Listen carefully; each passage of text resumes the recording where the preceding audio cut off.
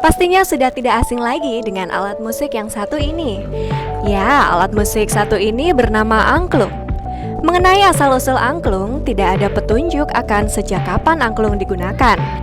Tetapi diduga bentuk primitifnya telah digunakan dalam kultur Neolitikum yang berkembang di Nusantara sampai awal penanggalan modern, sehingga angklung merupakan bagian dari relik pra-Hinduisme dalam kebudayaan Nusantara. Asal-usul terciptanya musik bambu seperti angklung berdasar pada pandangan hidup masyarakat Sunda yang agraris dengan sumber kehidupan dari padi atau pare sebagai makanan pokoknya. Hal ini melahirkan mitos kepercayaan terhadap Nyai Sri Pohaci sebagai lambang Dewi Padi pemberi kehidupan atau hirup hurip. Masyarakat Baduy yang dianggap sebagai sisa-sisa masyarakat Sunda asli menerapkan angklung sebagai bagian dari ritual mengawali penanaman padi. Permainan angklung gubrak di Jasinga, Bogor adalah salah satu yang masih hidup sejak lebih dari 400 tahun lampau. Kemunculannya berawal dari ritus padi. Angklung diciptakan dan dimainkan untuk memikat Dewi Sri turun ke bumi agar tanaman padi rakyat tumbuh subur. Jenis bambu yang biasa digunakan sebagai alat musik tersebut adalah bambu hitam atau awi wulung dan bambu ater atau awi teman yang jika mengering berwarna kuning keputihan.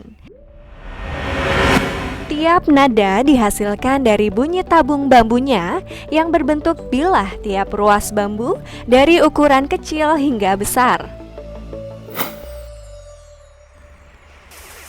Di antara fungsi angklung yang dikenal oleh masyarakat Sunda sejak masa Kerajaan Sunda adalah sebagai penggugah semangat dalam pertempuran.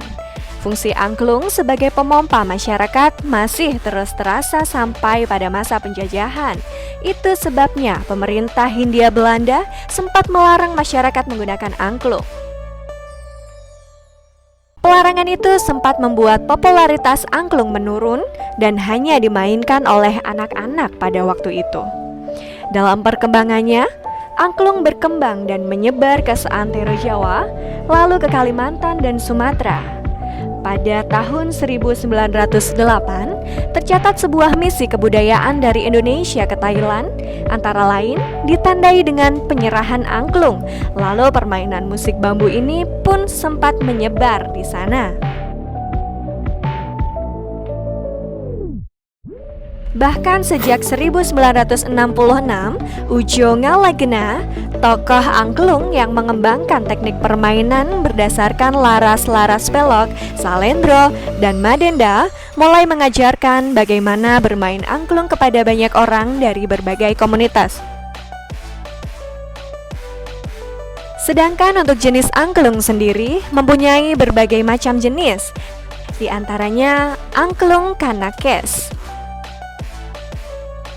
Angklung di daerah Kanakes atau sering disebut orang Baduy digunakan terutama karena hubungannya dengan ritus padi, bukan semata-mata untuk hiburan orang-orang. Angklung ini digunakan atau dibunyikan ketika mereka menanam pada huma atau ladang. Menabuh angklung ketika menanam padi ada yang hanya dibunyikan bebas atau dikurung leken, terutama di Kajeroan atau Tangtu Baduy Jero. Dan ada yang dengan ritmis tertentu, yaitu di Kaluaran atau Baduy luar. Angklung reog. Angklung reog merupakan alat musik untuk mengiringi tarian reog Ponorogo di Jawa Timur. Angklung reog memiliki khas dari segi suara yang sangat keras. Memiliki dua nada serta bentuk yang lengkungannya dari rotan yang sangat menarik. Angklung Banyuwangi, angklung Bali, angklung gubrak, angklung Badeng, dan lain sebagainya. Lalu, bagaimana? Apakah kalian tertarik untuk memainkan angklung? Alat musik yang satu ini wajib untuk kalian coba.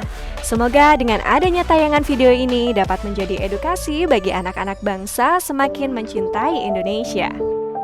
Grey Digital Media, salam cinta Indonesia.